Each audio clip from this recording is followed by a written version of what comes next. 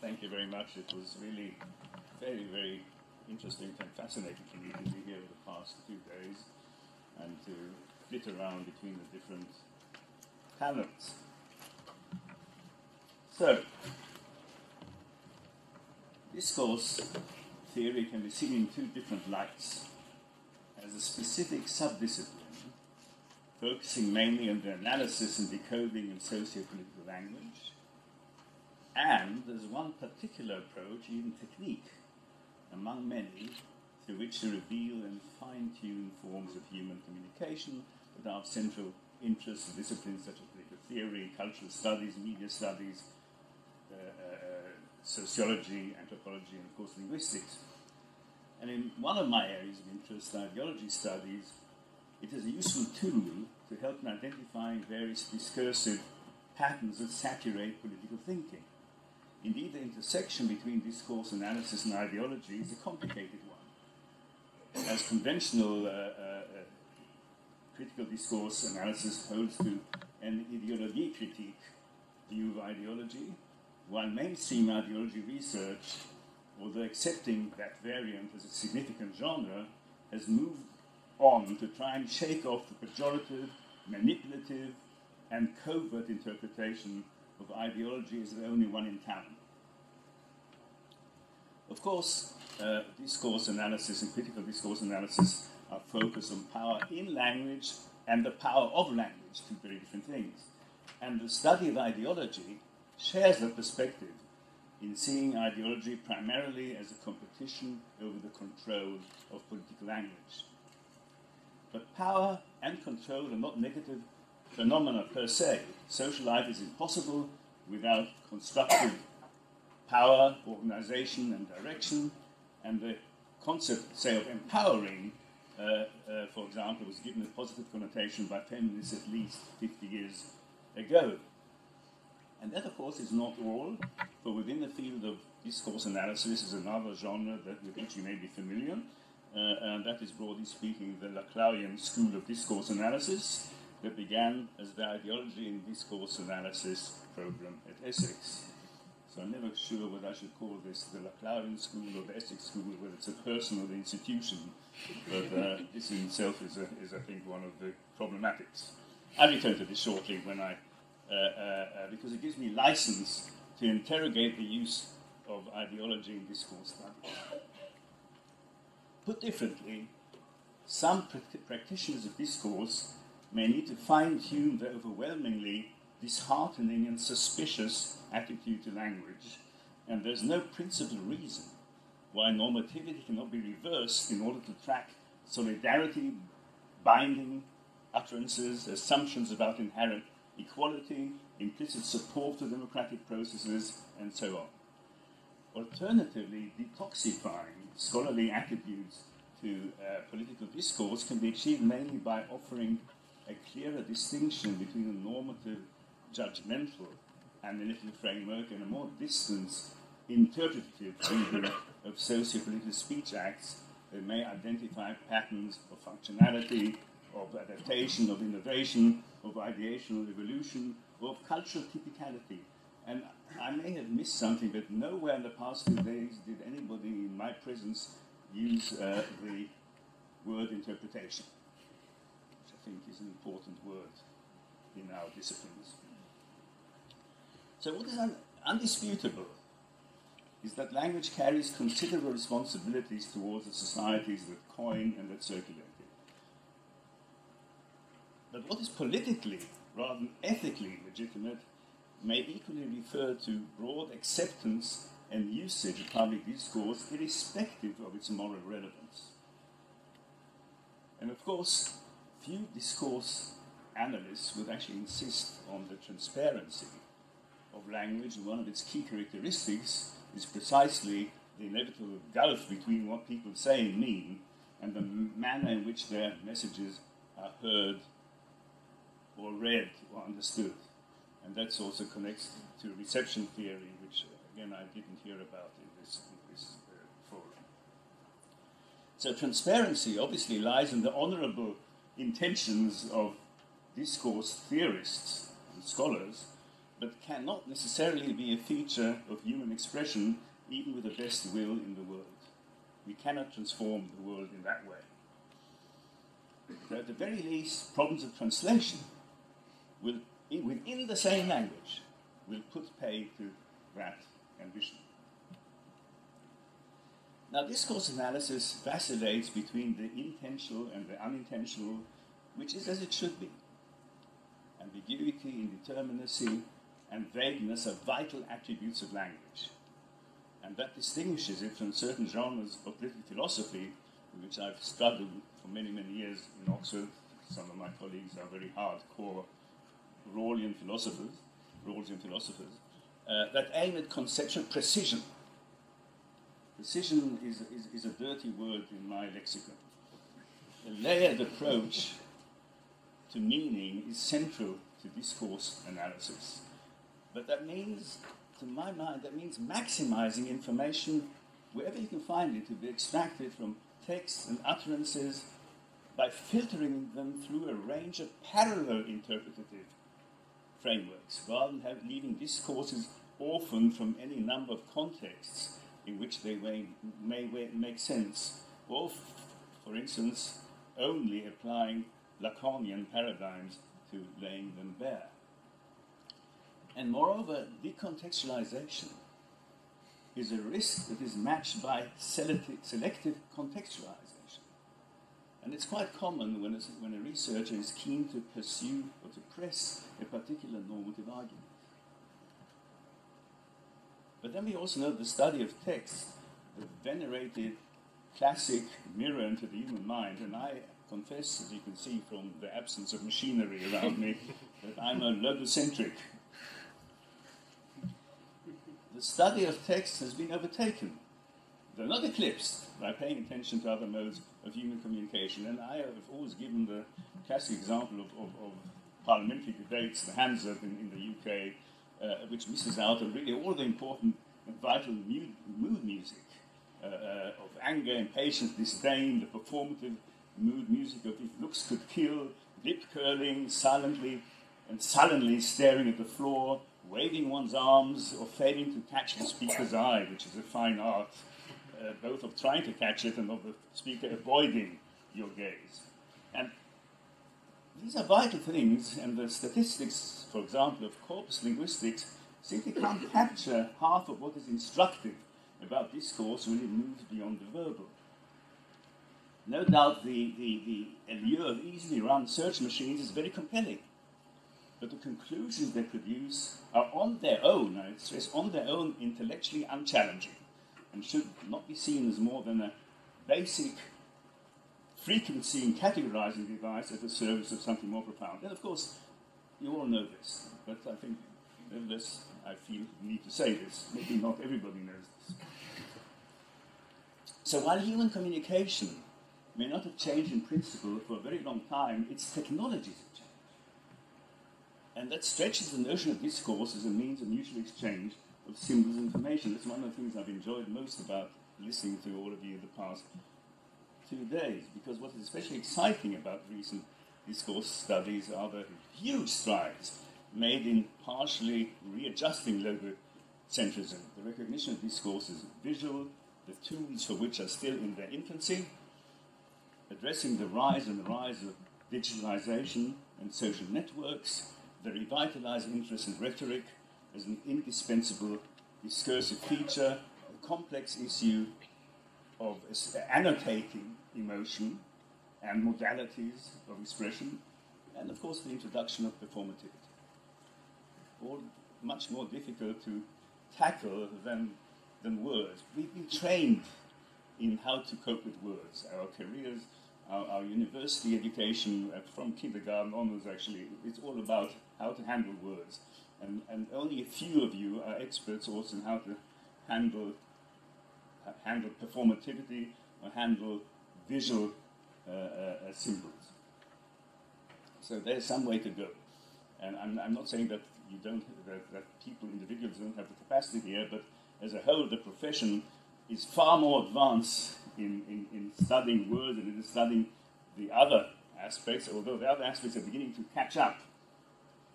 And I pity researchers in 50 years' time who have to wade through visual evidence, which in a way is far more difficult to absorb than skimming through a text. Now, discourse analysis excels in the exploration of ordinary language, and both ideology studies and conceptual history, which I wanted to talk about more, but I won't in the end, not enough time, but they have much to learn from that. The established emphasis of language studies on the vernacular has only recently begun to gather pace in political theory.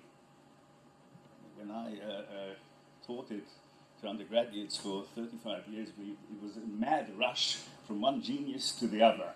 But this was not the history of political thought at all. It was a history of a number of eccentric geniuses who were very abnormal in their in not being typical. The history of political thought is a history of the endless conversations and activities of thousands of people, and it's a totally different subject. So actually, we don't have a history of political thought and political theory. We have something invented by philosophers that masquerades as the history of political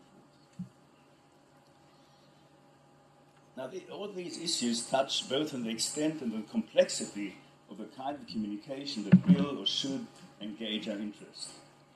True, ordinary language extends beyond the political, but not as much as we think.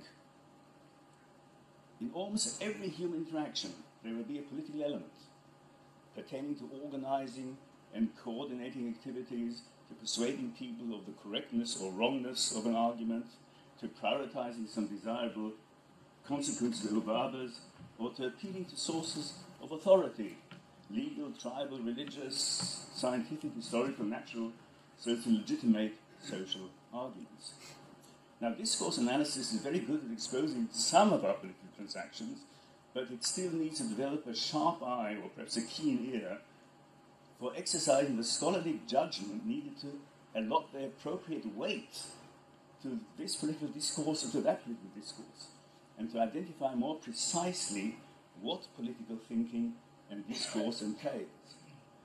On the whole, CDA focuses chiefly on more or less significant political actors and events, though even so they've broadened to an extraordinary extent the range of the vocabulary that they're interested in. For instance, my talk today has contextual framing political elements even before you listen to the content of my words, because rightly or wrongly, you've accorded me the honor of offering some concluding remarks in a manner that bestows false authority on what I say.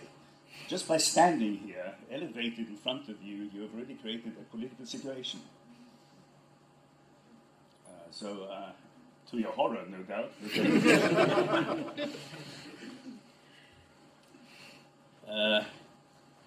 And of course, but when we talk about political intensity, the political intensity of this particular grouping, which is of much greater interest to cultural anthropologists and political theorists, is low.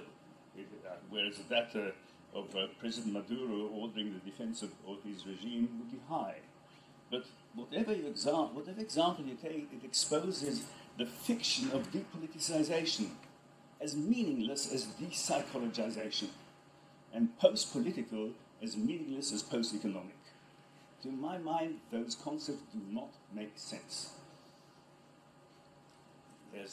There's an ideological reason why people use them, but not a scholarly one. Shouldn't. But I also want to touch on the relationship, or the absent relationship, between discourse theory and conceptual morphology. And discourse theory is primarily concerned with words. Conceptual morphology, one of my pet hobbies, is primarily concerned with concepts and the word-concept nexus.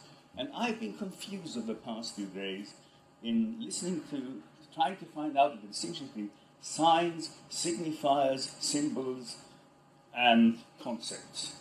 And I think these things are either very often carelessly handled, I'll follow you in that thing, or the demarcation points between them are unclear. Maybe they should be unclear, but I wanted a discussion or debate about what these things mean, and too many people just use the word signs without asking himself, well, what is a sign?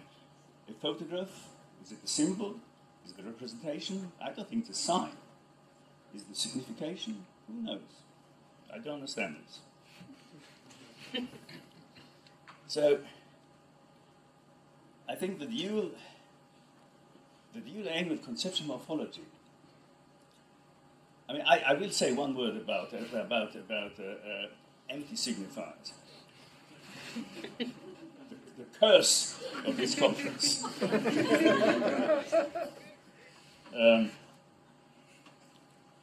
Empty signifiers suggesting that they're waiting to be filled, you know? You know, somebody's going to pour something into them at one point, but at the moment they're just empty containers. Well, that's the difference between a signifier and a concept.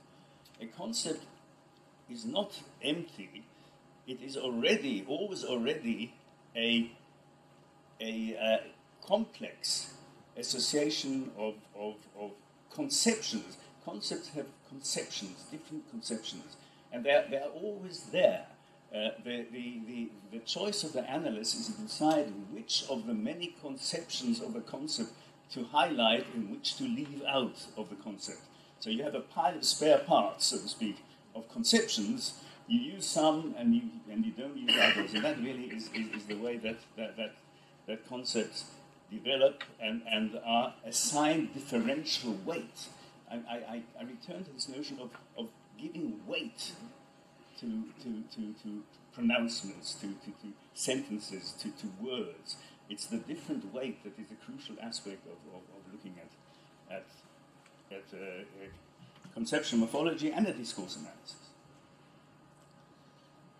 So, conceptual morphology has the dual aim of unpacking the fluid, I stress fluid, internal components of new concepts. I'd say just as an aside, when I wrote my 1996 book on ideological theory, which does overlap with Laclau's work, I hadn't heard of Laclau. I hadn't read a single word of his when I was talking about decontestation and the way the concept. And then I came across a photograph of my second year at St. Anthony's, and I'm sitting in row 2, and Laclau is standing in row 4. He was about 10 years older than I am, and he was, of course, at that time writing a thesis in economic history on something like the economics of sheep rearing in Argentina. And nobody had the faintest said. It was only then I realized that this is the same Laclau that I came to know 20 years later. That was about 1970. So, the dual aim of conceptual morphology is to unpack the fluid internal components of political concepts, particularly those that are charged with inducing change or continuity or criticism or prevention of change, and to present them as inhabiting a field of flexible and mutating interrelationships. They're all the time on the move. Whatever we do, we just catch them sort of fixed frame, so to speak, frozen frame images of them, but they're moving all the time. And that's a perspective that possesses some parallels with the Saussurean understanding of linguistic grammar, and that's how I came to the nature of morphology and the structure of concepts.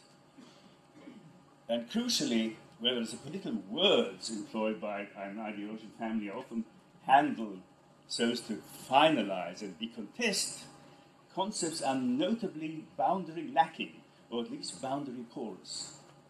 So what can discourse analysis derive from such schema? For one, it can apply them to its own investigation of political language, engaging by agents of macropolitics in the conventional sense that relates to political institutions and processes. But I am all the time in favor of microanalysis, holding the magnifying glass of what happens inside the word, inside the concept, and it's constantly changing.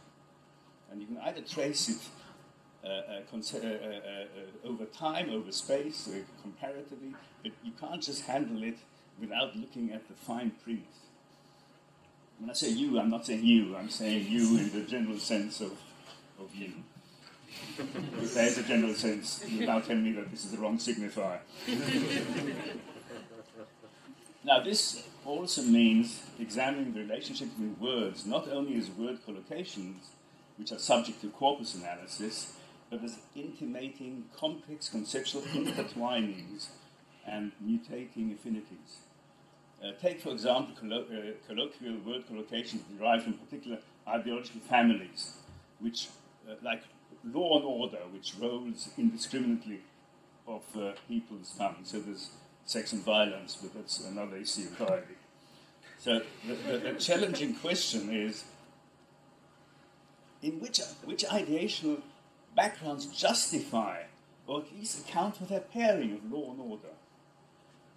The reduction of law to its older meanings associated with human constraint and limitation, they hold back alternative and more recent understandings of law as an enabling and regulating vital set of social processes. But they fit in with conservative views of law as a means of control over violence and over criminality. And although I've heard very good talks to the contrary over the past... it's a 4. Sorry. Right. Okay. It's a very bad 4. Yes. Okay. 3. I've heard very good talks on the whole. On the subject, I would say that there are still discourse analysts who rarely give a sense of time and change. Now, let me conclude, and my conclusion will take at least 4 minutes, with some thoughts on the relationship between discourse theory and the preponderant majority of the papers we've been listening to, which have equated discourse theory with the Laclau school of discourse analysis.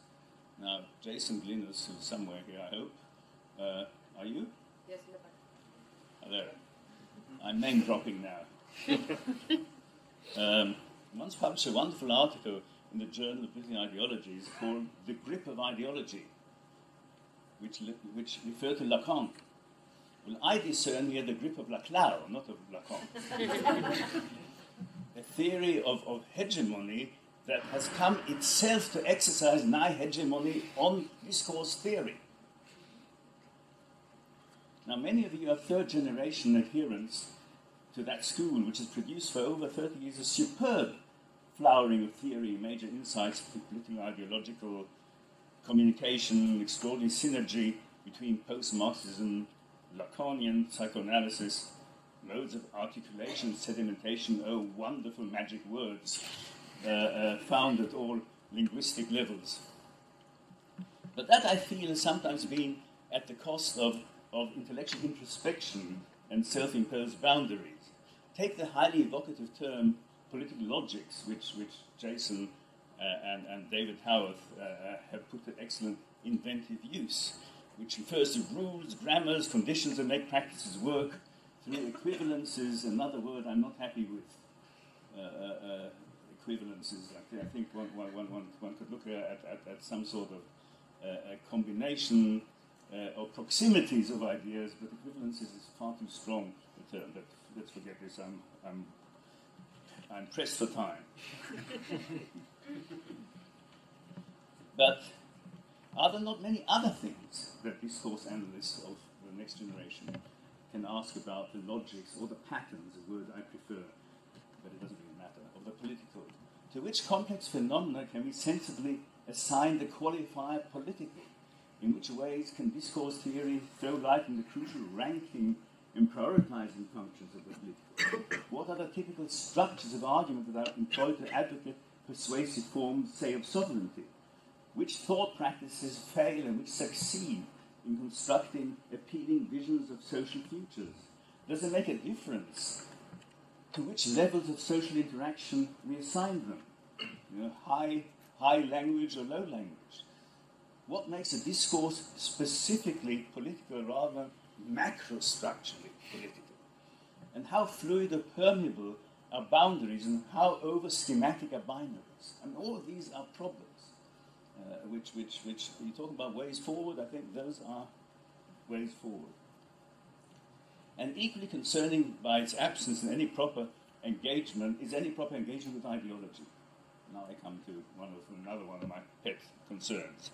Given that Laclau's program was called Ideology Discourse Analysis, discourse theory is disappointingly detached from developments in ideology studies over the past 20 years. First, as with the term politics, ideology is always referred to in the singular. Now, they're ideologies.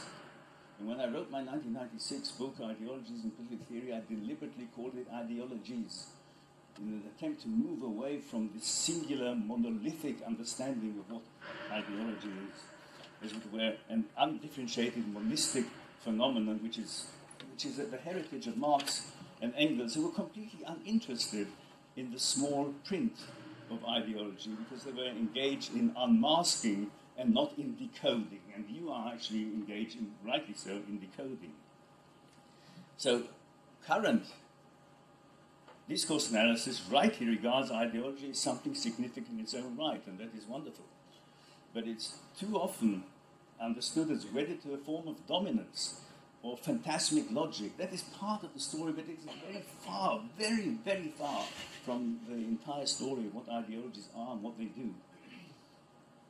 So should not a subdiscipline priding itself on difference and subtleties, as discourse analysis is, talk of ideologies in the plural, when the discursive attributes of ideologies can be differentiated on so many axes? Ideologies are not just ideology of what exists in the world, and they're very flexible, fluctuating, amorphous, multi-layered, and subject to local variations, incorporating diverse functions. 2 minutes and I finish. Give me 2 minutes? Give you 2 minutes. Thank you. Very kind. So the distribution, I mean, take for instance neoliberalism, or there are liberalisms, there's no liberalism. And neoliberalism is anyhow, it's a hoax. It's a false intruder within the family of liberalism. It's appropriate, the name of liberalism, but it's very far from it. And look at this notion of hegemony. I mean, very often I can't, I mean, either we can look at non-hegemonic discourses, and there are many. I mean, look at East Europe over the past 50 years. A multitude of discourses battling with each other to be heard, not even to be hegemonic, to be heard. It's difficult to identify a single hegemonic ideology. Yes, for some time, or discourse, for some time communism, but communism was always undermined from almost every side by alternative discourses. So you have neoliberalism and you have populism. But in many countries you've got both neoliberalism and populism. So do we have two hegemonic discourses? Which is more hegemonic than the other? I'm not sure about this. And incidentally, I'm delighted that populism is now being pluralized in populisms, as it should. Though the conference has been flooded by discussions of populism, as if it were the only show in town. I mean, there must be other things that discourse analysis can deal with. But it's been 65% populism. There are other things. I mean, there are religious discourses in Iran. There are tribal and anti-colonization discourses in Africa. I'm not saying, I'm saying there are lots and lots and lots and lots of discourses. And yes, it's easy, this is basically a European discourse theory with a Latin American adjunct. But there are other parts of the world. And they too deserve, that's one way forward. Now it's difficult because we almost all here are Europeans or Latin Americans in some way or another, and we know our own territory better than other territories. But there are other discourses happening all the time. Okay, I'll finish simply by saying that none of this should detract from the path-breaking, I'm serious about the path-breaking contributions of discourse theory to the social sciences. And the value of conferences such as this is to enable us to take a deep breath and consider what in discourse analysis requires recalibration before and as we move forward. And in particular, to accept that any one of our core assumptions is always open to rethinking, always open to rethinking. Even the standard thing about empty and floating signifiers and sedimentation and articulation. Articulation is a wonderful word. One can say simply expressing or saying. No, it has to be articulating. Sometimes the word articulation is justified, but very often it isn't. It's become almost a sort of one of the defining words of a 20-word vocabulary that people have to use when they talk about these subjects. So I'm saying, yes, all you need to do is leave these open to rethinking. And sometimes things don't have to be changed after you rethink, but the main, for me, always, in my own research, the main thing that I always say about my research is it's tentative. Yeah, I offer it as a particular interpretation, take it or leave it. If you leave it, I'll be sad, but I can't help it. Thank you very much.